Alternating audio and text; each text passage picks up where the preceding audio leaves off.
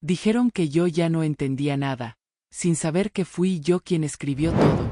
El aroma a café recién molido, ese que mi difunto esposo, Miguel, tanto amaba y que yo seguía preparando cada mañana por pura inercia y costumbre, se mezclaba con el tenue olor a cera de abeja del pulimento que había usado la tarde anterior para lustrar los muebles del salón. Era una mañana de martes, de esas que en la Ciudad de México se anuncian con un sol tímido que apenas se asoma entre la bruma matutina. Yo, Elena, con mis 72 años a cuestas y una espalda que protestaba con cada movimiento, me encontraba en la cocina, tarareando una vieja canción de Agustín Lara mientras preparaba mi desayuno. La casa, nuestra casa de toda la vida, respiraba un silencio denso, solo interrumpido por el suave burbujeo del agua en la cafetera y el canto lejano de un cenzontle. Un silencio que, en cuestión de minutos, sería brutalmente quebrantado. Había dejado la puerta de la cocina entreabierta, como de costumbre, para que la brisa fresca de la mañana circulara por el pasillo. De pronto, un murmullo, apenas un susurro, se filtró desde el salón. Era la voz de mi hijo mayor, Andrés, seguida por la de mi nuera, Sofía. No era inusual que vinieran temprano, solían hacerlo para ver cómo estaba, aunque últimamente sus visitas se sentían más como inspecciones que como gestos de cariño. Pero esta mañana, el tono era distinto. Había una urgencia, una cautela en sus voces que me puso en alerta. Me acerqué sigilosamente al umbral de la cocina, mi corazón, un tambor desbocado, golpeando contra mis costillas. Mi mano, temblorosa, se apoyó en el marco de la puerta. Desde allí, sin ser vista, pude observar la escena. Andrés estaba de pie, con las manos en los bolsillos, su rostro tenso, mientras Sofía, sentada en mi sillón favorito, el de terciopelo verde, revisaba unos papeles con una expresión de impaciencia. La luz del sol, que ahora entraba a raudales por el ventanal, iluminaba las partículas de polvo que danzaban en el aire, ajenas a la oscuridad que se gestaba entre ellos.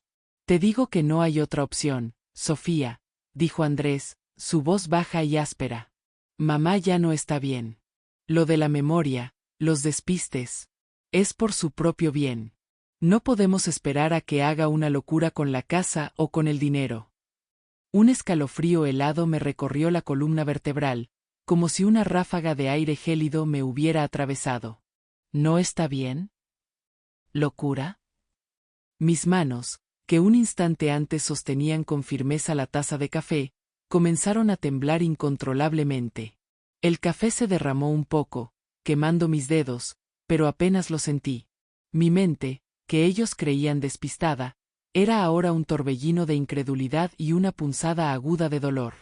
Sofía suspiró, su voz teñida de una falsa compasión que me revolvió el estómago. Ya lo sé, Andrés. Pero es que, ¿cómo lo vamos a hacer? Sabes lo terca que es tu madre. Y si se da cuenta, si se entera de que estamos, moviendo sus cosas, va a armar un escándalo. Y no podemos permitirnos un escándalo ahora, con lo de la herencia de tu tía. No tiene por qué enterarse de nada, replicó Andrés, su voz bajando aún más, casi un susurro conspirador. La vamos a convencer. Le diremos que es por su seguridad, que la casa es demasiado grande para ella sola, que necesita más cuidados. Ya sabes, lo de siempre. Y si no entiende, bueno, tendremos que tomar medidas más drásticas. El doctor Vargas ya nos dio el visto bueno. Dijo que sus lapsos de memoria son cada vez más frecuentes, que es un riesgo para ella vivir sola. Podemos conseguir un certificado de incapacidad. La taza de café se deslizó de mis dedos, estrellándose contra el suelo de la cocina con un estruendo que pareció resonar en todo el universo. El líquido oscuro se esparció como una mancha de tinta sobre el brillante mosaico. El sonido los sobresaltó. Ambos se giraron bruscamente, sus rostros pálidos, sus ojos fijos en mí, que estaba allí, inmóvil, como una estatua de sal en el umbral. El silencio que siguió fue atronador, pesado, cargado de una vergüenza y una traición tan densas que casi podía saborearlas. Mis ojos, que ellos creían nublados por la edad, estaban ahora más claros y penetrantes que nunca, fijos en sus rostros, leyendo la culpa y el miedo que intentaban ocultar. Mamá, ¿qué haces ahí?, balbuceó Andrés, su voz ahora un hilo. Su falsa preocupación era un insulto. ¿Qué hago aquí?, repetí, mi voz apenas un susurro ronco, pero cargado de una furia helada que no sabía que poseía. Estoy en mi casa, Andrés. Mi casa. La que ustedes, mis propios hijos, quieren quitarme. ¿No estoy bien? ¿Locura? ¿Certificado de incapacidad? Cada palabra era un puñal que les clavaba, y la expresión de sus rostros se contraía con cada estocada. Sofía se levantó del sillón, sus manos nerviosas alisando su falda. Elena, no es lo que parece. Estábamos hablando de tu bienestar. Nos preocupas. La casa es muy grande para ti, y... No mientas, Sofía, la interrumpí, mi voz alzándose por primera vez, llena de una rabia contenida. Escuché cada palabra. Cada una de sus viles palabras. Quieren declararme incompetente. Quieren quitarme lo que es mío. ¿Creen que estoy sorda? ¿Creen que estoy ciega? ¿Creen que soy una vieja tonta que ya no entiende nada? Las lágrimas, traicioneras, comenzaron a rodar por mis mejillas, no de tristeza, sino de una rabia impotente que me quemaba por dentro. El dolor era físico, como si me hubieran arrancado un pedazo de alma. Mis propios hijos, la carne de mi carne, a quienes había amado, cuidado y sacrificado tanto, estaban conspirando para despojarme de mi dignidad, de mi autonomía, de mi hogar. La incredulidad se mezclaba con una punzada de náusea. ¿Cómo podían? ¿Cómo se atrevían? Andrés intentó acercarse, extendiendo una mano. Mamá, por favor, cálmate. Estás alterada. No es bueno para ti. Solo queremos lo mejor. No me toques, espeté, retrocediendo un paso. No se atrevan a decir que es por mi bien. Esto es por su codicia. Siempre ha sido por su codicia. ¿Creen que no me di cuenta de cómo miraban la casa después de que murió Miguel? De cómo preguntaban por mis ahorros. De cómo intentaban convencerme de vender esto, de mudarme a un asilo. La acusación, cruda y directa, los dejó sin palabras. Sus rostros eran un lienzo de culpa y consternación. Sabían que yo sabía. Y eso era lo que más les aterraba. Que la vieja loca no estaba tan loca después de todo. Mi mente, a pesar del torbellino emocional, comenzó a trabajar a toda velocidad. Un frío cálculo se apoderó de mí, reemplazando la rabia inicial. Ellos creían que yo era una marioneta, fácil de manipular. Pero lo que no sabían, lo que jamás podrían haber imaginado, era que yo llevaba meses, quizás años, observándolos, escuchando sus susurros, sintiendo su creciente impaciencia. Había visto la avaricia en sus ojos, el desdén en sus gestos. Y en silencio, con la paciencia de una araña tejiendo su red, había estado preparándome. Se equivocan, dije, mi voz ahora más baja, pero con una firmeza que los hizo estremecer. Se equivocan si creen que soy tan fácil de engañar. Se equivocan si creen que no entiendo nada. Porque mientras ustedes planeaban cómo robarme, yo ya tenía todo, absolutamente todo, bajo control. Y lo que es más importante, ya lo había puesto a salvo. Un silencio sepulcral llenó la habitación. La expresión en sus rostros pasó del miedo a la confusión, y luego a una incredulidad aún mayor. ¿Qué quería decir? ¿Qué había hecho? La semilla de la duda, que ellos habían intentado sembrar en mi mente, ahora germinaba en la suya. El café derramado en el suelo de la cocina era un charco oscuro, un presagio de la tormenta que se desataría. Y yo, Elena, la vieja loca, estaba lista para desatarla.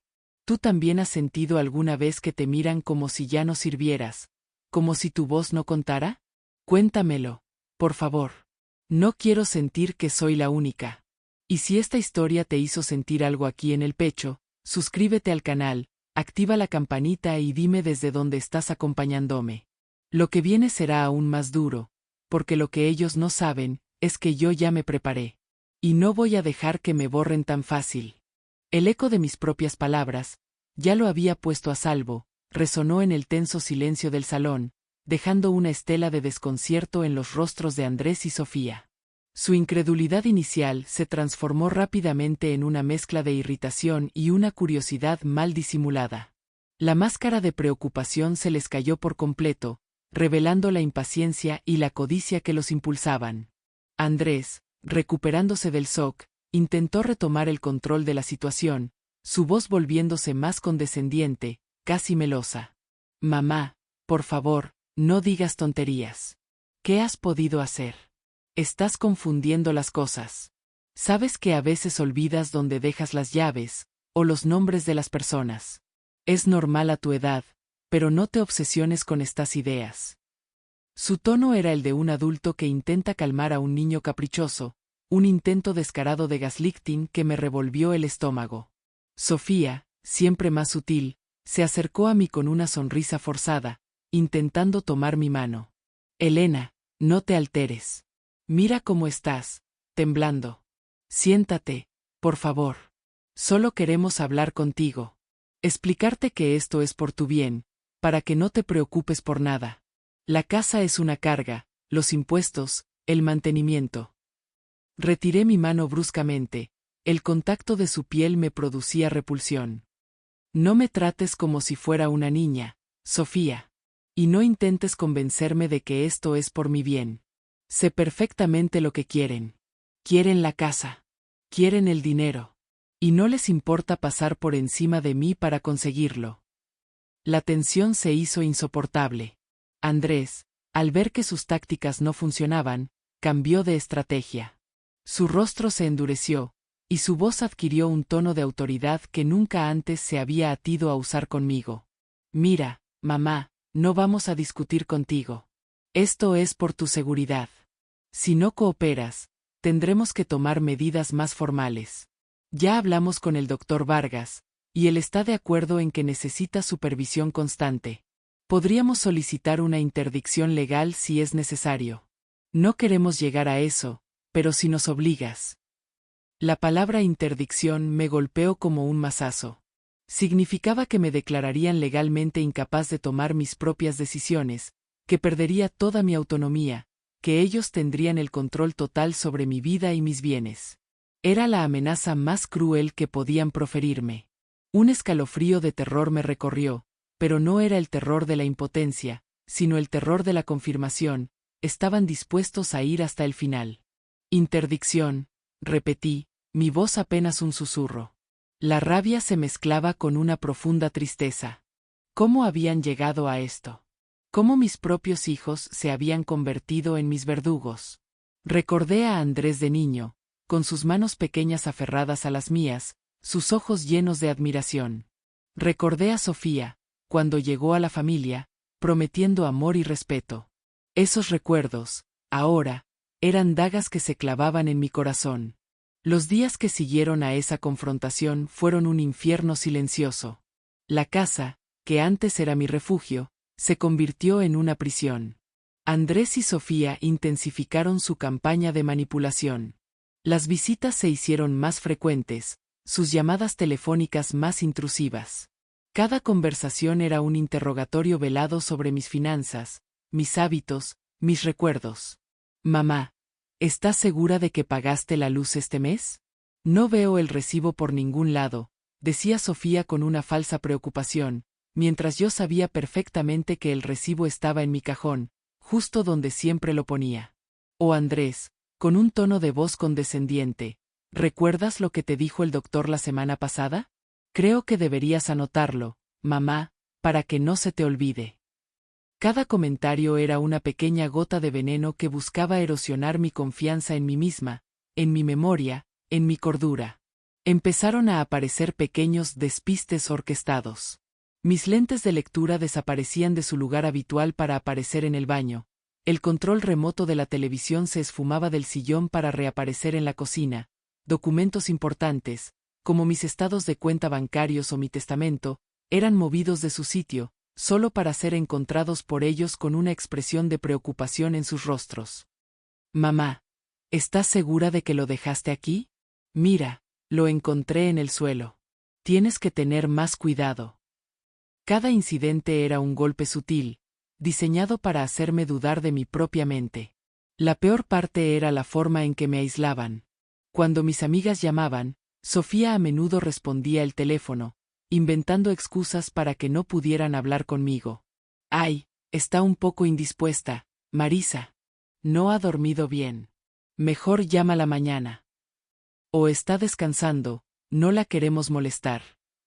Poco a poco, las llamadas de mis amigas se hicieron menos frecuentes. La soledad se cernía sobre mí, una manta pesada que me asfixiaba. Sentía que el mundo exterior se desvanecía, y que yo quedaba atrapada en la telaraña que ellos tejían a mi alrededor. La frustración se acumulaba en mi pecho, una bola ardiente que me impedía respirar. Quería gritar, defenderme, pero ¿cómo? ¿Cómo luchar contra la sombra invisible de la manipulación? Cada vez que intentaba refutar sus preocupaciones, ellos respondían con más condescendencia, con más pruebas de mi supuesta confusión. Mamá, no te alteres. ¿Ves? Por eso decimos que necesitas ayuda. Te pones muy nerviosa. Era un círculo vicioso, una trampa de la que parecía no haber salida. Las noches eran las peores. La casa, antes un refugio, se sentía ahora como un mausoleo. El silencio se llenaba de las voces de Andrés y Sofía, repitiendo sus acusaciones, sus amenazas. Me levantaba a medianoche, el corazón latiéndome con fuerza, el sudor frío empapando mi frente. Caminaba por los pasillos, mis pasos resonando en el vacío, sintiendo la opresión de la soledad y la traición. La imagen de Miguel, mi esposo, aparecía en mi mente, su sonrisa, su mano fuerte. Si él estuviera aquí, esto nunca habría pasado. Él me habría protegido. Pero él no estaba, y yo estaba sola. Un día, mientras intentaba leer un libro en el jardín, Sofía se acercó con una pila de folletos de asilos de ancianos. Elena, mira. Son lugares muy bonitos. Con actividades, enfermeras las 24 horas. Pensamos que sería bueno que los vieras. Para que vayas pensando en un cambio de aire. Su voz era suave, pero sus palabras eran como puñales. Era el golpe final, el intento de despojarme no solo de mi casa, sino de mi libertad, de mi identidad. Miré los folletos, las fotos de ancianos sonriendo forzadamente en jardines impecables, las promesas de cuidado y bienestar. Sentí una náusea profunda. ¿Esto era lo que querían para mí? ¿Encerrarme en un lugar donde no tendría voz ni voto, donde sería solo un número más, mientras ellos se repartían lo que era mío? La idea de abandonar mi hogar, el lugar donde había vivido toda mi vida, donde cada rincón guardaba un recuerdo de Miguel, de mis hijos cuando eran pequeños, de mi propia juventud, era insoportable. Mis ojos se posaron en una fotografía en mi mesita de noche, una foto de mi boda con Miguel. Éramos jóvenes, llenos de sueños y promesas. Recordé el día en que compramos esta casa, la emoción en nuestros ojos, los planes que hicimos para el futuro. Miguel siempre me dijo, esta es nuestra fortaleza, Elena. Nuestro refugio. Nadie nos la quitará. Sus palabras resonaron en mi mente, un eco del pasado que me impulsó a la acción. La sensación de estar al borde del colapso era abrumadora. Las noches sin dormir, la constante vigilancia, el gaslighting, el aislamiento. Sentía que mi mente, a pesar de mi resistencia, comenzaba a flaquear bajo el constante bombardeo. Pero justo cuando pensaron que me habían quebrado, que me tenían en sus manos, una pequeña chispa de rebeldía se encendió en lo más profundo de mi ser. Ya no era solo dolor y frustración. Era una determinación fría y acerada. Ellos me habían subestimado. Habían confundido mi silencio con debilidad, mi paciencia con ignorancia. Pero yo no era una víctima pasiva. Yo era Elena, y estaba a punto de recordarles de qué estaba hecha. La asfixia invisible que habían intentado imponerme, en lugar de sofocarme, había encendido una llama. Y esa llama, pronto, se convertiría en un incendio. La visión de los folletos de asilos sobre mi mesa de noche fue el detonante. No fue una explosión de rabia, sino un frío y calculado clic en mi mente. Como si una pieza final encajara en un rompecabezas macabro. La asfixia invisible que habían intentado imponerme, en lugar de sofocarme, había encendido una llama. Una llama silenciosa, pero inextinguible. En ese instante, supe que no podía seguir siendo la vieja confundida que ellos querían que fuera. Era hora de dejar de ser la presa y convertirme en la cazadora. Me levanté de la cama, mis huesos protestando, pero mi espíritu, sorprendentemente, se sentía ligero, liberado de la parálisis del miedo. Caminé hasta mi estudio, un pequeño cuarto al fondo de la casa que ellos rara vez visitaban, creyendo que solo guardaba viejos libros y recuerdos. Lo que no sabían era que, durante meses, ese cuarto se había convertido en mi cuartel general secreto. Encendí la pequeña lámpara de lectura, su luz tenue iluminando la pila de cuadernos y documentos que había estado acumulando. Mi plan, que había gestado en la soledad de mis noches de insomnio y la aparente distracción de mis días, estaba a punto de ser ejecutado. Había empezado de forma casi instintiva, una reacción a sus primeros comentarios velados sobre mi salud y el futuro de la casa. Al principio, solo anotaba fechas y frases sospechosas en un diario. Luego, comencé a guardar copias de todos mis documentos importantes, escrituras, estados de cuenta bancarios, pólizas de seguros, mi testamento. Todo lo que ellos pudieran intentar perder o manipular. Recordé la primera vez que sentí la verdadera amenaza. Fue hace casi un año, después de que Miguel falleciera. Andrés y Sofía vinieron a ayudarme con los papeles.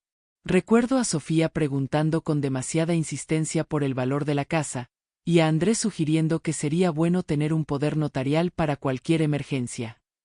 En ese momento, mi corazón se encogió, pero mi mente, alerta, registró la señal de alarma. Fue entonces cuando empecé a actuar. Mi primera acción concreta fue buscar ayuda. No podía confiar en nadie de mi círculo social cercano, pues temía que mis hijos pudieran influenciarlos o que la noticia de mi locura se esparciera. Necesitaba a alguien ajeno a mi vida, alguien profesional y discreto. Recordé a la doctora Mendoza, una abogada especializada en derecho familiar que había conocido en un evento benéfico años atrás. Tenía fama de ser implacable, pero justa.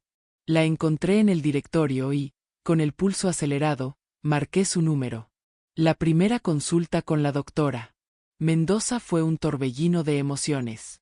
Me senté en su elegante oficina, el olor a cuero y papel nuevo llenando el aire, y le conté mi historia. Cada detalle, cada sospecha, cada manipulación. Al principio, su rostro era una máscara de profesionalismo, pero a medida que hablaba, vi una chispa de indignación en sus ojos. Cuando terminé, me miró con una seriedad que me dio confianza. Señora Elena, dijo, su voz firme y clara, lo que describe es un caso de abuso patrimonial y posible intento de interdicción fraudulenta. Es grave. Pero tengo que decirle que usted ha sido muy inteligente al documentar todo esto. Esto nos da una base sólida. Le mostré los cuadernos, las copias de los documentos, incluso grabaciones discretas de algunas de sus conversaciones más incriminatorias que había logrado capturar con una pequeña grabadora que compré en secreto.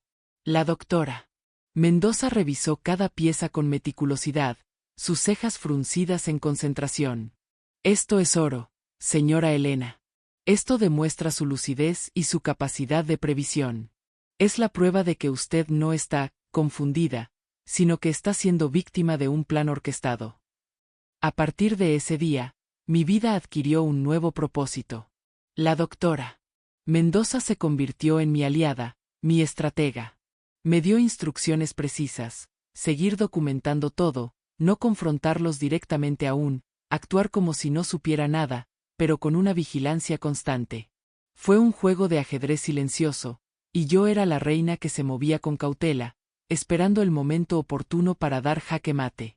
También busqué la ayuda de un psicólogo, el doctor Ricardo Solís, a recomendación de la doctora Mendoza.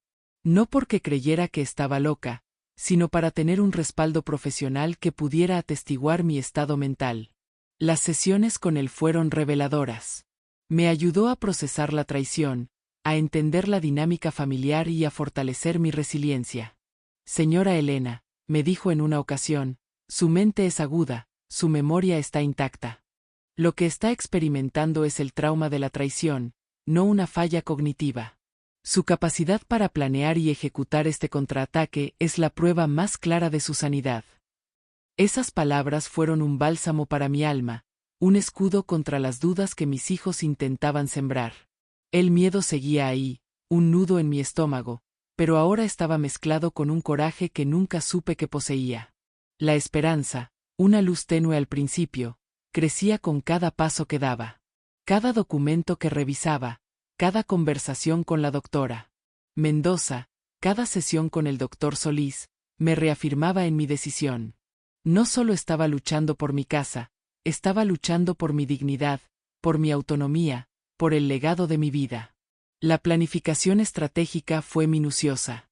La doctora Mendoza me aconsejó que, antes de cualquier confrontación, asegurara mis bienes de una manera que fuera irrefutable y que ellos no pudieran revertir fácilmente. Fue entonces cuando tomé la decisión más audaz de todas, la que el título de esta historia insinúa: fui yo quien escribió todo. Con la ayuda de la doctora Mendoza y un notario de su confianza, redacté un nuevo testamento y una serie de fideicomisos. No solo reafirmé mi voluntad de que mis bienes fueran para quien yo decidiera, sino que establecí condiciones claras para su distribución, asegurándome de que mis hijos no pudieran acceder a ellos de la manera que esperaban, y que mi casa, mi amada casa, estuviera protegida de cualquier intento de venta forzada o manipulación. Incluí cláusulas específicas que invalidarían cualquier intento de interdicción o de despojo, dejando claro que cualquier acción en ese sentido sería considerada un fraude y una violación de mi voluntad, con consecuencias legales severas. Fue un trabajo meticuloso, cada palabra cuidadosamente elegida, cada firma autenticada. Todo esto, por supuesto, sin que Andrés y Sofía tuvieran la menor idea. Mientras tanto, en casa, seguí interpretando mi papel. Me quejaba de pequeños olvidos, pedía ayuda con tareas sencillas, incluso perdía las llaves de forma convincente para que ellos creyeran que su plan estaba funcionando. Observaba sus sonrisas de suficiencia, sus miradas de complicidad, y en mi interior, una sonrisa sardónica se dibujaba. Pobres ingenuos. Creían que estaban ganando, cuando en realidad, estaban cayendo de lleno en mi trampa. Un día, Sofía me trajo una nueva pila de papeles para firmar, documentos del banco, dijo, con su habitual tono evasivo. Eran formularios para cambiar la titularidad de una de mis cuentas a una cuenta conjunta con Andrés, supuestamente para facilitar la gestión de mis gastos. Miré los papeles, mi corazón latiéndome con fuerza, pero mi rostro permanecía impasible. ¡Ay, Sofía, qué buena eres! Pero mis ojos ya no ven bien las letras pequeñas. ¿Podrías leerlo para mí? Sofía, confiada, comenzó a leer en voz alta, omitiendo convenientemente las cláusulas más importantes.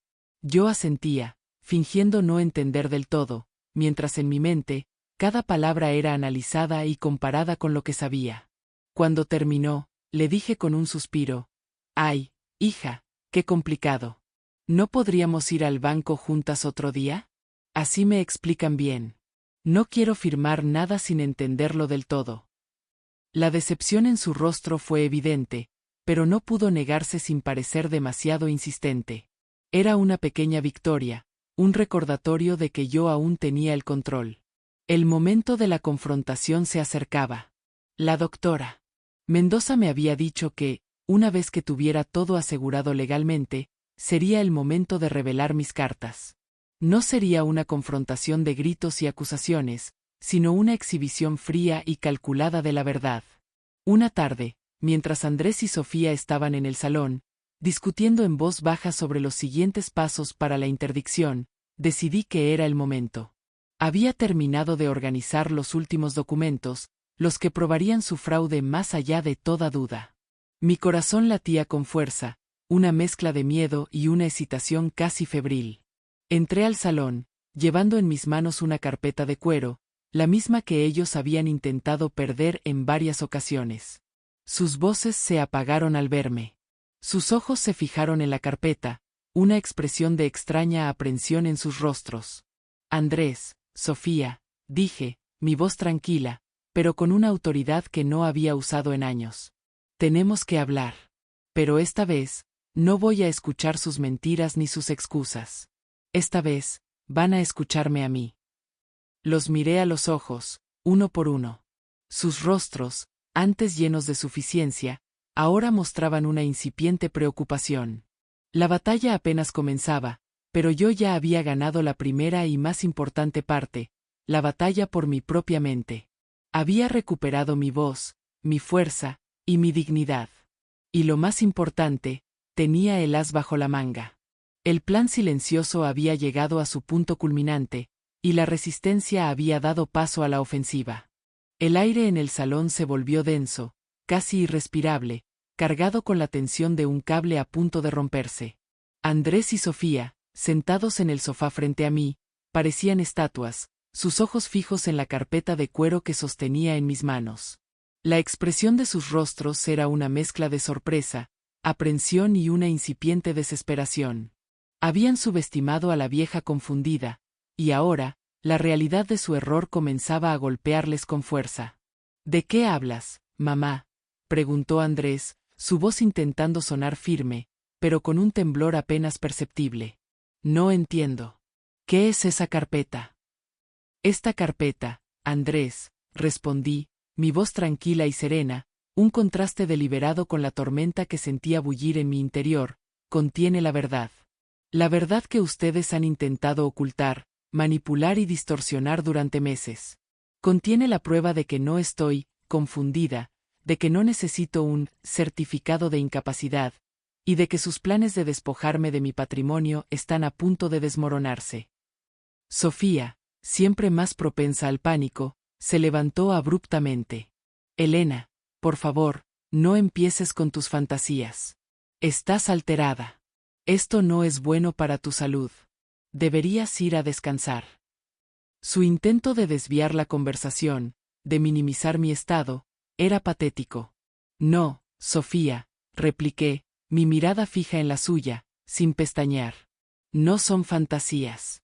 Es la realidad. Y no voy a descansar hasta que esta situación quede completamente clara. Sentémonos y hablemos como adultos. O, mejor dicho, como personas que se enfrentan a las consecuencias de sus actos. Los obligué a sentarse de nuevo con una mirada. Abrí la carpeta con calma, revelando los documentos meticulosamente organizados. El crujido del papel al ser manipulado resonó en el silencio.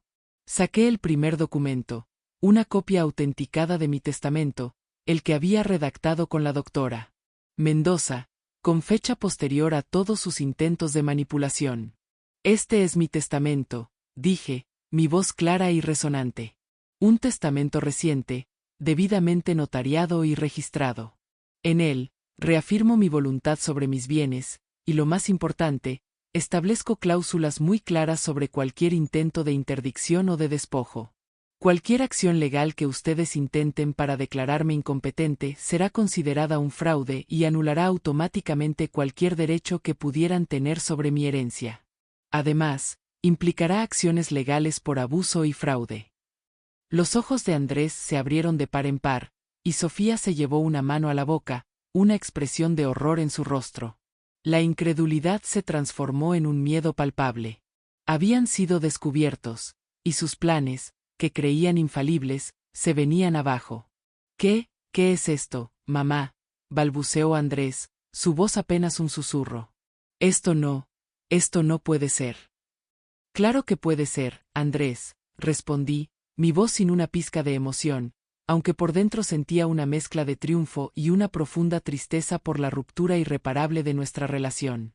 Mientras ustedes se dedicaban a mover mis cosas, a perder mis documentos y a sembrar dudas sobre mi cordura, yo estaba trabajando. Estaba asegurándome de que mi voluntad fuera respetada, y de que ustedes no pudieran salirse con la suya.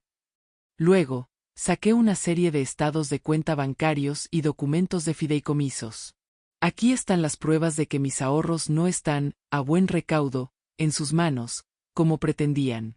Todo mi capital está ahora en fideicomisos irrevocables, con cláusulas que impiden cualquier movimiento sin mi autorización explícita y la supervisión de un tercero independiente. Intentar acceder a ellos sin mi consentimiento será un delito grave. El rostro de Sofía se puso lívido. Pero Andrés, ¿cómo es posible? ¿Cuándo hizo esto?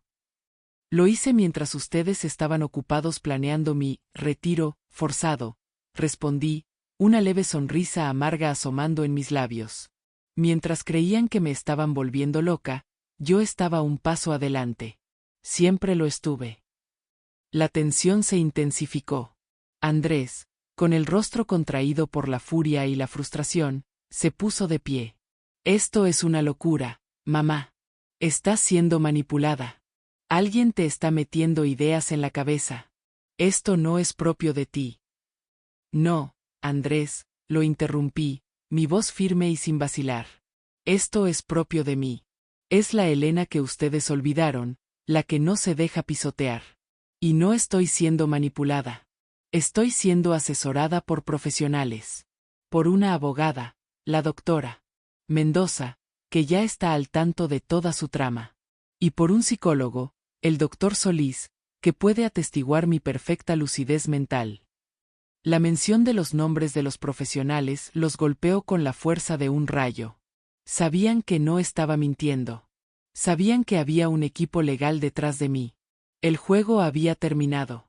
La doctora Mendoza tiene en su poder copias de todos estos documentos, además de grabaciones de algunas de sus conversaciones. Continué, observando cómo sus rostros se descomponían con cada revelación. Conversaciones donde planeaban cómo declararme incapacitada, cómo vender la casa, cómo repartirse el dinero.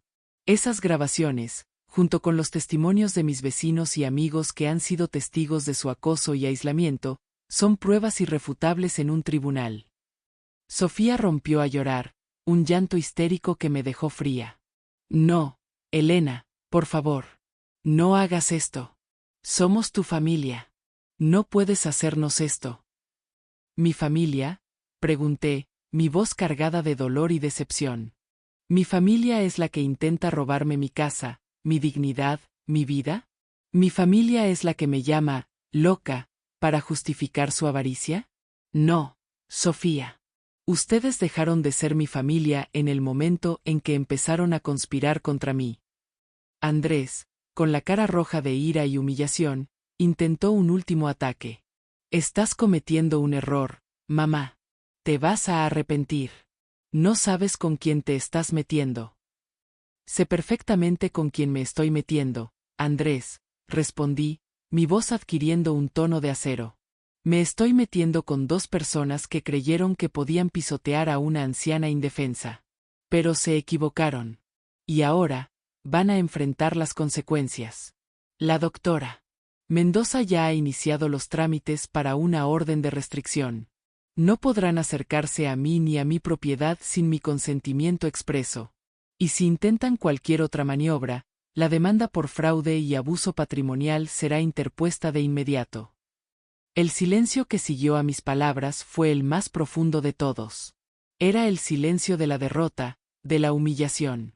Sus rostros reflejaban una mezcla de rabia impotente y un miedo paralizante. El poder había cambiado de manos. Ya no eran ellos quienes dictaban las reglas. Me levanté del sofá, la carpeta aún en mis manos, y caminé hacia la puerta del salón. Antes de salir, me detuve y los miré por última vez. Dijeron que yo ya no entendía nada, dije, mi voz resonando con una autoridad inquebrantable. Sin saber que fui yo quien escribió todo. Y ahora, ustedes tendrán que leer lo que escribí. Salí del salón, dejando a mis hijos sumidos en su propia desesperación. La puerta se cerró suavemente detrás de mí, pero el eco de mis palabras, y el peso de la verdad, se quedaron flotando en el aire. La batalla legal apenas comenzaba, pero la confrontación directa había sido un jaque mate emocional y estratégico. Había reafirmado mi fuerza, mi determinación, y mi inquebrantable voluntad de no rendirme. No importaba lo que viniera después, ellos sabían que yo no era la víctima que creían. Yo era Elena, y estaba lista para luchar por mi vida hasta el final. El eco de la confrontación se había disipado, pero su resonancia permanecía en cada fibra de mi ser. La casa, antes un santuario de recuerdos y un refugio de dolor, ahora se sentía como un campo de batalla recién abandonado, donde el polvo de la lucha aún flotaba en el aire. Había logrado plantar mi bandera, sí, había declarado mi resistencia, pero la victoria no era más que un espejismo lejano. La verdadera batalla, lo supe entonces, no se libraría en los tribunales ni en las discusiones acaloradas con Ricardo y Sofía, se libraría dentro de mí. El primer paso fue el más difícil, reconocer la magnitud de la herida. No era solo la pérdida de un patrimonio, era la fractura de una confianza, la desintegración de la imagen que tenía de mi propia familia, y, más doloroso aún, la revelación de mi propia vulnerabilidad. Durante semanas, me moví como un autómata, mis días marcados por el insomnio y las noches por pesadillas recurrentes donde la firma de mi tío se retorcía en el papel, burlándose de mi ingenuidad. El sabor amargo de la traición se había adherido a mi paladar, y cada bocado, cada sorbo de agua, lo sentía. Fue en medio de esa nebulosa de desesperación que la voz de mi amiga Clara, tan firme y clara como siempre, me sacó del abismo. No puedes seguir así, Ana. Estás desapareciendo. Tienes que buscar ayuda. Al principio, me resistí. La idea de exponer mi dolor, mi vergüenza, a un extraño me parecía insoportable. Pero Clara, con su persistencia amorosa, me convenció de que no era un signo de debilidad, sino de fortaleza. Me dio el número de una terapeuta, la doctora Elena Ríos, una mujer con una voz suave pero una mirada penetrante, que parecía ver más allá de mis palabras. Nuestras sesiones comenzaron con un torrente de lágrimas y reproches. Hablé de la infancia idílica en El Refugio, de la promesa de mi tío, de la hermandad que creí inquebrantable con Ricardo, de la envidia latente de Sofía que nunca quise ver. La doctora Ríos no me juzgó, solo escuchó, asintiendo con una comprensión que me invitaba a desenterrar cada capa de dolor. Me ayudó a entender que el duelo por la pérdida de la hacienda era tan real como el duelo por la muerte de un ser querido, porque representaba la muerte de una parte de mi identidad y de mis expectativas. Ana, me dijo un día, con su voz tranquila, la traición de otros no define tu valor. Define su carácter, no el tuyo. Tu tarea ahora es reconstruir tu castillo interior, ladrillo a ladrillo, con la sabiduría que te ha dado esta experiencia. Sus palabras se clavaron en mi mente. Reconstruir mi castillo interior. Era una metáfora poderosa que resonó profundamente en mí. Comencé a aplicar sus enseñanzas. Una de las primeras tareas fue la introspección profunda. La doctora Ríos me sugirió llevar un diario, no para registrar los eventos externos, sino para explorar mis emociones, mis miedos más ocultos, mis contradicciones. Al principio, me costó. Las palabras se sentían pesadas, torpes. Pero poco a poco, la escritura se convirtió en una válvula de escape, un espejo donde podía verme a mí misma con más claridad. Descubrí patrones de comportamiento que me habían hecho vulnerable. Mi tendencia a confiar ciegamente, mi aversión al conflicto, mi necesidad de aprobación familiar. Eran heridas antiguas que la traición actual había reabierto. También empecé a reevaluar mis relaciones. Me di cuenta de que, en mi afán por mantener la paz familiar, había permitido que Ricardo y Sofía pisotearan mis límites durante años. Pequeñas humillaciones, comentarios despectivos, manipulaciones sutiles que yo había ignorado o justificado. La indiferencia que me habían mostrado en el despacho del notario no era un evento aislado, sino la culminación de un patrón. Este autodescubrimiento fue doloroso, pero liberador. Me di cuenta de que la lucha no era solo externa, por mis derechos legales, sino interna, por mi propia dignidad y mi amor propio. El proceso de sanación no fue lineal. Hubo días en que la rabia me consumía, otros en los que la tristeza me paralizaba. Me sentía como un barco a la deriva en un mar embravecido.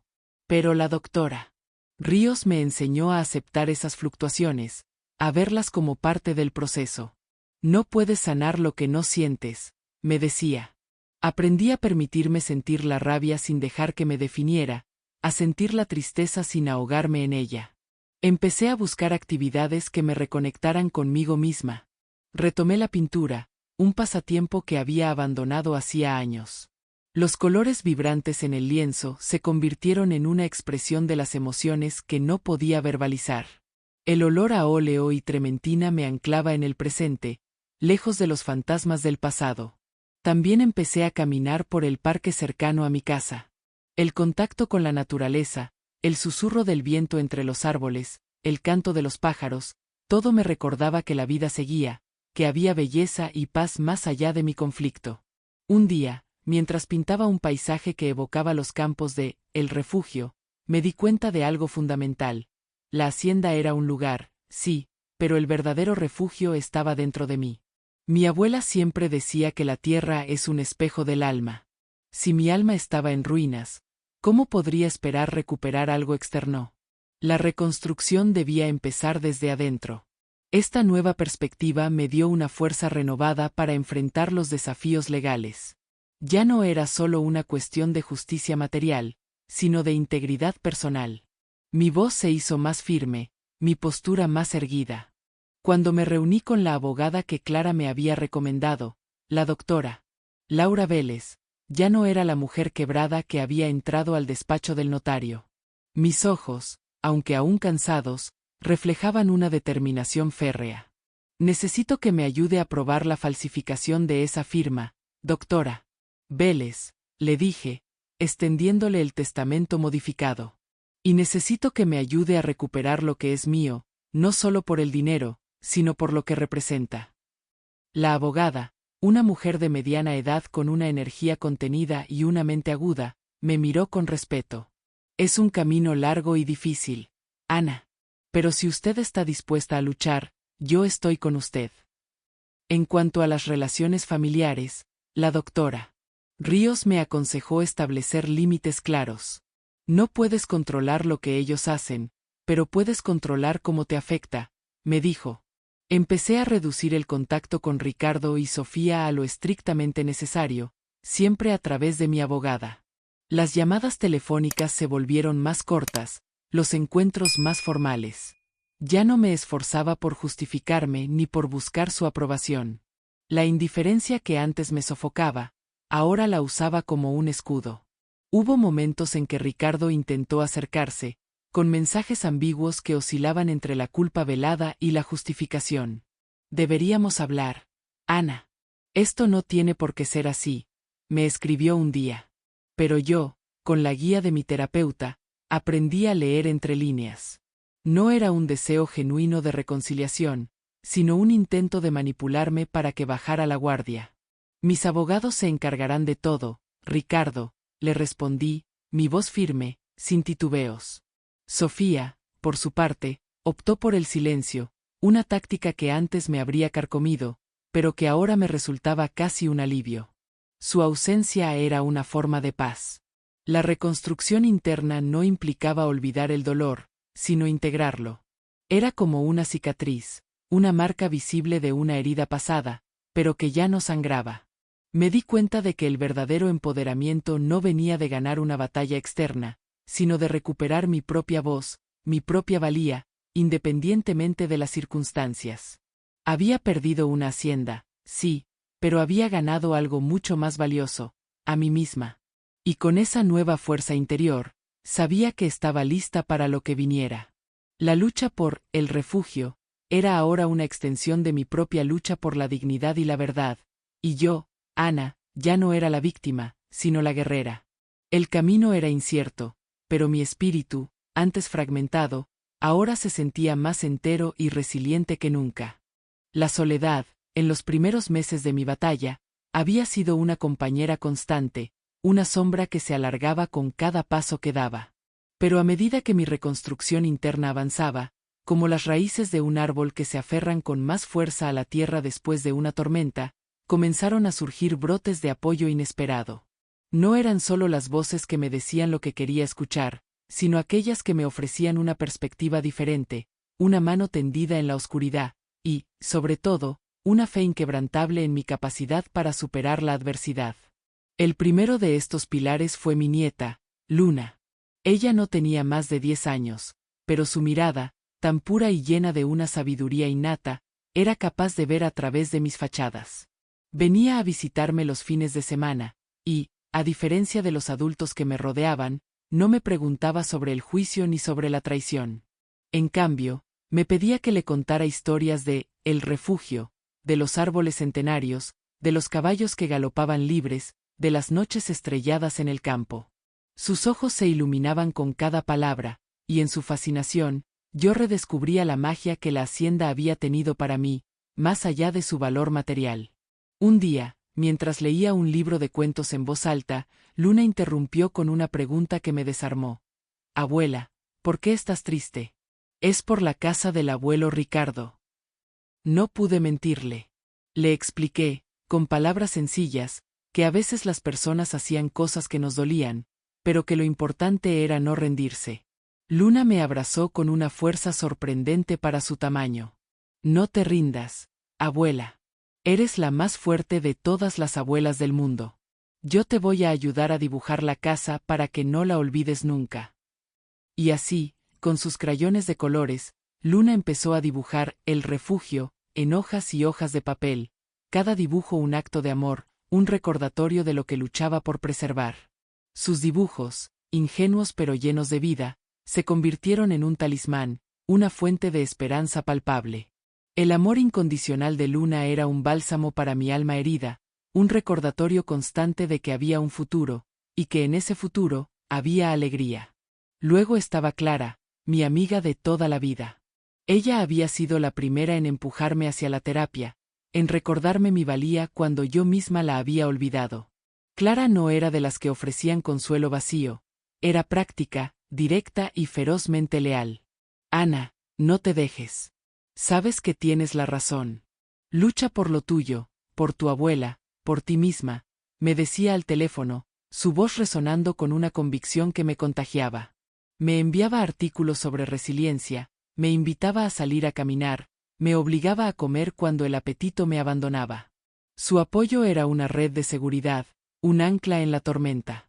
Un día, mientras tomábamos café, Clara me contó una anécdota de su propia vida, una situación donde había tenido que defenderse de una injusticia. Al principio, sentía miedo y vergüenza. Pensaba que era mi culpa. Pero luego entendí que el miedo es solo una señal de que estás a punto de hacer algo valiente. Y la vergüenza, Ana, esa es la que te imponen los otros para que te calles. No dejes que te la pongan.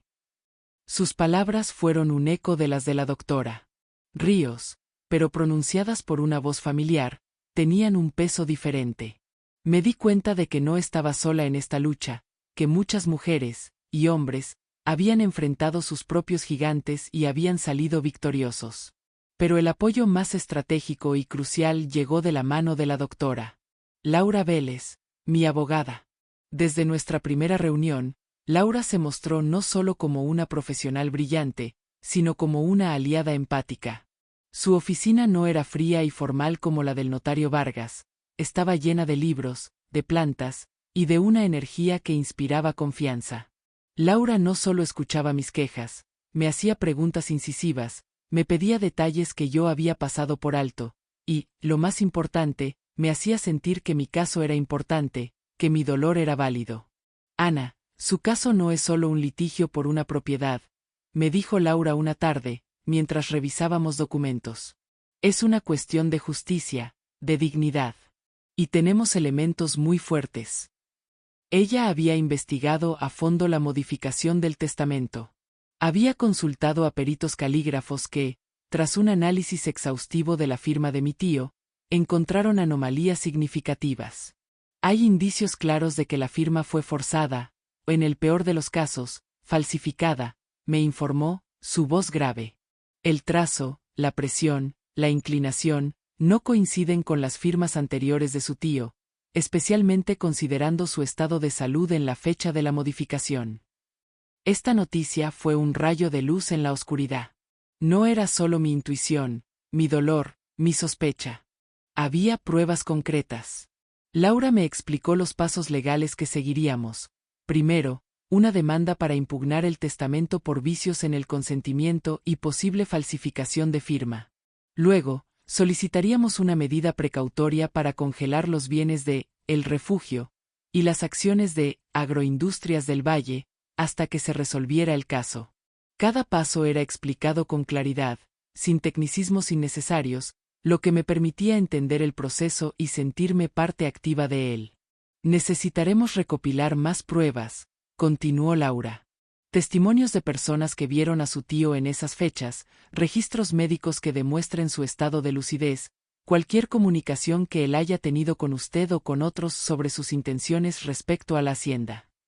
Me puse manos a la obra. Hablé con los antiguos empleados de El Refugio, algunos de los cuales habían sido despedidos abruptamente por Ricardo y Sofía. Sus testimonios fueron valiosos. Recordaban el aislamiento de mi tío en sus últimos meses, cómo Ricardo y Sofía controlaban quién podía visitarlo, cómo la salud de mi tío había decaído rápidamente, y cómo, en sus momentos de lucidez, él siempre hablaba de mí como la heredera de la hacienda. La señora Ana es la que siempre ha estado aquí, la que quiere la tierra como nadie, me dijo un viejo capataz, sus ojos llenos de lealtad. También contacté a la enfermera que había cuidado a mi tío en sus últimas semanas. Al principio, se mostró reacia a hablar, temiendo represalias. Pero Laura, con su habilidad para generar confianza, la convenció de que su testimonio era crucial para la justicia. La enfermera confirmó que mi tío estaba muy débil en marzo, a menudo confuso, y que Ricardo y Sofía eran extremadamente protectores con él, limitando las visitas y controlando sus comunicaciones. No creo que él pudiera haber firmado algo así por su propia voluntad en ese momento, confesó, su voz apenas un susurro. Cada pieza de información, cada testimonio, cada análisis pericial, era un ladrillo más en la construcción de mi caso, y, a la vez, un refuerzo para mi espíritu. El miedo seguía ahí, un compañero silencioso, pero ahora estaba mezclado con una dosis creciente de coraje y una fe inquebrantable en la justicia. Los diálogos con Laura eran siempre cargados de emoción, pero también de pragmatismo. Hablábamos no solo de leyes, sino de valores, de la importancia de la verdad, del respeto por la voluntad de los difuntos, del amor propio que me impulsaba a no ceder ante la injusticia. Esto no es solo por usted, Ana, me dijo Laura una vez. Es por todas las personas que han sido silenciadas, manipuladas. Su lucha puede ser un ejemplo. Esa idea me dio una nueva perspectiva. Mi caso no era solo mío.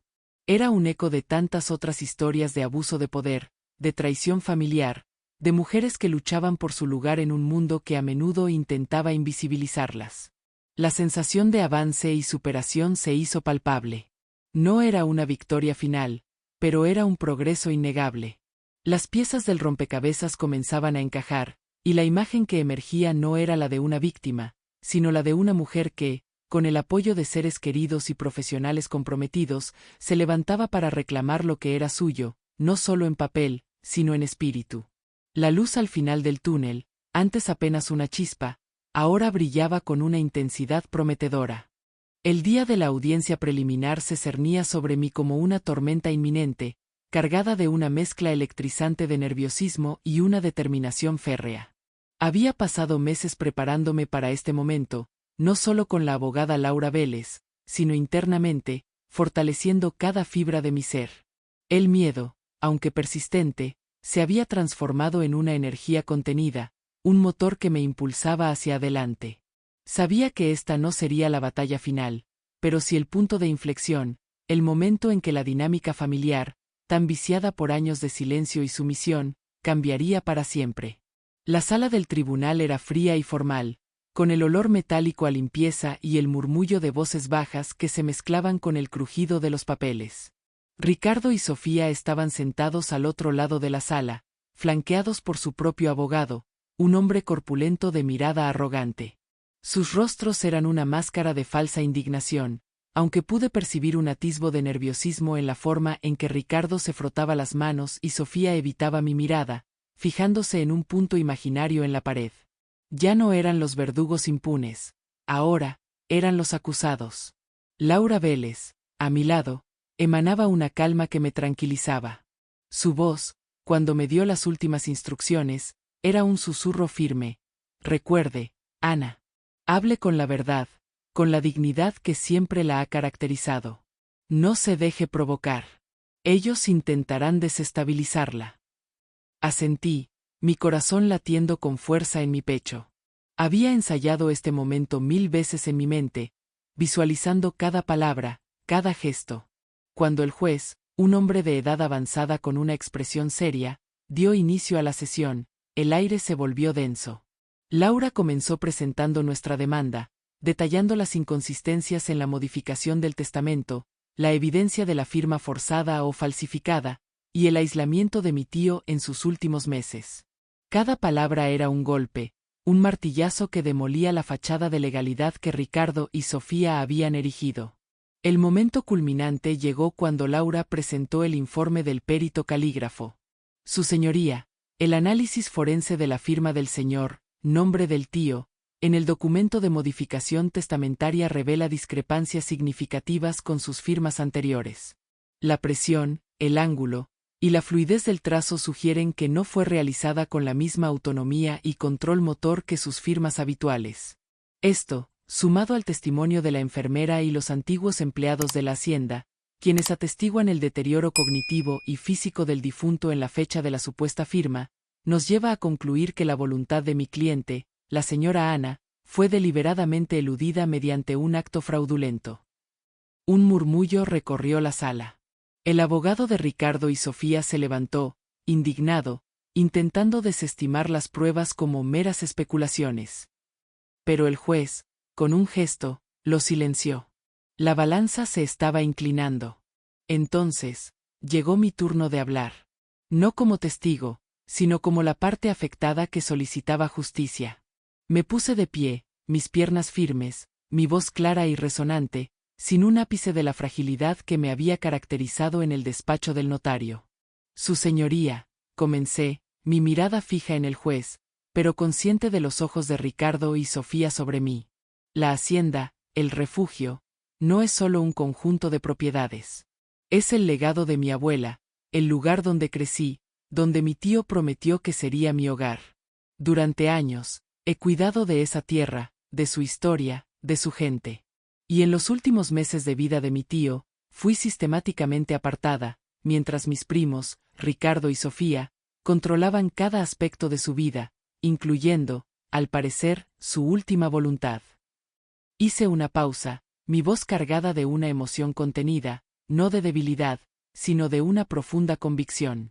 No estoy aquí solo por un patrimonio. Estoy aquí por la verdad. Estoy aquí para honrar la memoria de mi tío, quien, estoy segura, jamás habría querido despojarme de lo que me prometió y lo que me correspondía por derecho y por amor. Estoy aquí para que se haga justicia, no solo para mí, sino para que nadie más sea víctima de manipulaciones y engaños dentro de su propia familia. Mis palabras eran sencillas, directas, pero resonaron en la sala. Pude ver el impacto en los rostros de Ricardo y Sofía. La máscara de indignación de Sofía se resquebrajó, revelando una chispa de miedo. Ricardo, por primera vez, me miró directamente a los ojos, y en su mirada vi una mezcla de sorpresa, arrepentimiento y una pizca de respeto. Ya no era la hermana sumisa que conocía. El juez escuchó con atención, asintiendo ocasionalmente. Al finalizar mi intervención, se inclinó hacia adelante. Dadas las pruebas presentadas y los testimonios, este tribunal considera que existen elementos suficientes para proceder con la impugnación del testamento. Se dictará una medida cautelar para la inmovilización de los bienes y participaciones de la hacienda, el refugio y agroindustrias del valle, hasta que se resuelva el fondo del asunto. La parte demandada tendrá un plazo para presentar sus alegatos y pruebas en contrario. La decisión del juez fue un golpe contundente para Ricardo y Sofía. El abogado de ellos intentó argumentar, pero el juez fue inflexible. La evidencia es clara, señor abogado. Su cliente tendrá su oportunidad en el juicio. Por ahora, los bienes quedan inmovilizados. Al salir de la sala, el aire exterior se sintió fresco y revitalizante. Laura me sonrió, una sonrisa de satisfacción contenida. Lo logramos, Ana. Es un gran primer paso. La virada ha comenzado. Ricardo y Sofía salieron detrás de nosotros, sus rostros pálidos y susurrando con su abogado. Sofía, con su habitual frialdad, me lanzó una mirada de odio puro. Pero esta vez, no me encogí. Le sostuve la mirada, mi expresión tranquila, mi postura erguida. Ya no tenían poder sobre mí. Ricardo, sin embargo, se detuvo a unos metros, su abogado tirando de su brazo. Ana, comenzó, su voz vacilante, una sombra de lo que había sido. Lo miré, sin rencor, pero con una firmeza que nunca antes le había mostrado. Ricardo, le interrumpí, mi voz serena pero autoritaria. Las cosas han cambiado. Ya no soy la Ana de antes. Lo que hicisteis es imperdonable, pero la justicia seguirá su curso. Y yo, no me rendiré. No esperé su respuesta. Me di la vuelta y caminé junto a Laura, sintiendo el sol en mi rostro. La transformación era palpable. Ya no era la mujer rota y traicionada, era la dueña de mi voz, de mi actitud y, por fin, de mi destino. La batalla no había terminado, pero había recuperado mi lugar. Había plantado la semilla de la justicia, y sabía que, con cada paso, con cada verdad revelada, esa semilla crecería hasta convertirse en un árbol fuerte e inquebrantable. La sensación era realista, no una victoria total, pero una victoria moral y estratégica que me llenaba de una esperanza renovada. El camino por delante sería arduo, pero yo estaba lista. Los años pasaron como las hojas de un calendario que se desprenden con el viento, cada uno llevando consigo nuevas experiencias, nuevas cicatrices y, sobre todo, nuevas lecciones. La batalla legal por el refugio fue larga y extenuante, un laberinto de audiencias, pruebas y contrapruebas. Pero la verdad, como el agua que busca su cauce, terminó por abrirse paso. El informe pericial fue irrefutable, los testimonios de los antiguos empleados y de la enfermera, contundentes. Finalmente, el juez dictaminó a mi favor. La modificación del testamento de mi tío fue declarada nula, y la hacienda, el refugio, junto con las participaciones en Agroindustrias del Valle, regresó a mis manos. La victoria no fue un estallido de euforia, sino una calma profunda, una sensación de paz que se extendía desde mi corazón hasta cada rincón de la hacienda. Ricardo y Sofía, obligados a aceptar la sentencia, desaparecieron de mi vida, sus caminos bifurcándose en silencio. La relación familiar, tal como la conocía, se había disuelto, pero en su lugar, había surgido algo más auténtico, la libertad de ser yo misma, sin las cadenas de la expectativa o la manipulación. El refugio volvió a ser mi hogar, pero ya no era el mismo. Había sido un lugar de dolor y traición, pero ahora lo veía como un símbolo de resiliencia. Decidí no solo restaurar la hacienda físicamente, sino también transformarla en algo más grande, algo que trascendiera la mera propiedad. Con la ayuda de Clara y la guía de Laura Vélez, creé una fundación en honor a mi abuela, dedicada a apoyar a mujeres que, como yo, habían enfrentado injusticias y necesitaban una mano para reconstruir sus vidas. El nombre, el refugio del alma. Los campos de la hacienda, antes dedicados a cultivos tradicionales, ahora albergaban talleres de empoderamiento, espacios de terapia y programas de capacitación para mujeres en situaciones vulnerables. El olor a tierra mojada se mezclaba con el aroma de la esperanza y el murmullo de voces que, poco a poco, encontraban su propia fuerza. Ver a esas mujeres, con sus ojos llenos de miedo al principio y luego de determinación, me recordaba mi propio viaje. Cada historia era un espejo, cada victoria, una celebración. Mi nieta, Luna, ahora una adolescente curiosa y perspicaz, era mi compañera constante en este nuevo proyecto. Le encantaba pasear por los jardines de El Refugio, escuchando las historias de las mujeres que venían en busca de ayuda. Un atardecer, mientras estábamos sentadas en el porche, el mismo porche donde mi abuela me había contado cuentos, Luna me preguntó: «Abuela, ¿por qué hiciste todo esto? ¿Por qué no solo te quedaste con la hacienda y ya?». La miré, sus ojos brillando con la luz del crepúsculo. «Luna», le dije, mi voz suave, cuando me quitaron el refugio, sentí que me arrancaban una parte del alma. Pero en esa pérdida, descubrí algo más importante, la fuerza que tenía dentro de mí. Aprendí que el verdadero valor no está en lo que posees, sino en quién eres y en cómo usas tu voz. No luché solo por la tierra, Luna. Luché por mi dignidad, por la verdad, y por la promesa que mi abuela me hizo de que este lugar sería un refugio. Ahora, es un refugio para muchas almas. Luna asintió, su mirada pensativa. Entonces, el coraje es como una semilla que crece cuando hay problemas. Sonreí. Exactamente. Y no solo crece en ti, sino que puedes plantarla en otros. Mi abuela me enseñó a amar esta tierra, pero la vida me enseñó a amarme a mí misma. Y ese es el legado que quiero dejarte a ti, y a todas las mujeres que pasen por aquí, que no importa cuán grande sea la tormenta, siempre hay una luz interior que puede guiarte. Que tu voz es tu poder más grande, y que la resistencia no es solo una acción, sino una forma de vida. Años después, en una de las reuniones anuales del Refugio del Alma, me encontré con varias de las primeras mujeres que habían llegado a la fundación. Sus vidas se habían transformado. Una había abierto su propio negocio, otra se había convertido en una activista, y todas irradiaban una confianza que antes les era ajena. Una de ellas, María, se acercó a mí, sus ojos llenos de gratitud. Gracias, Ana. Gracias por no rendirte. Nos enseñaste que la fuerza no es la ausencia de miedo, sino la decisión de seguir adelante a pesar de él. Mis ojos se llenaron de lágrimas, pero eran lágrimas de gratitud y de una profunda satisfacción. Había encontrado mi propósito más allá de la venganza o la recuperación material. Había transformado el dolor en un motor de cambio, la traición en una lección de empoderamiento.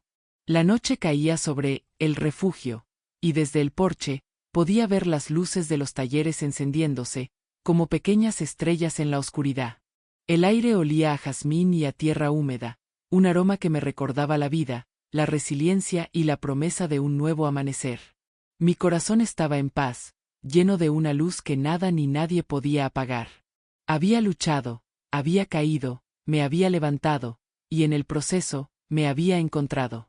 Y en ese encuentro, había descubierto que el verdadero legado no era una propiedad, sino el coraje de vivir, de amar y de inspirar a otros a encontrar su propio refugio interior. Mi historia, la historia de Ana, era ahora una herencia de coraje, un faro para aquellos que aún buscaban su camino en la oscuridad. Hay batallas que nos quitan todo, menos el coraje. Y cuando una mujer decide no rendirse, no hay fuerza que pueda detenerla. Si sentiste esta historia en lo más profundo de tu corazón, suscríbete al canal y comenta la palabra valentía. Quiero saber que no estoy sola, que somos muchas. Gracias por quedarte conmigo hasta el final. Que Dios bendiga tu vida, te dé fuerza en tus tormentas, y te recuerde cada día que tu historia también puede iluminar el camino de otros.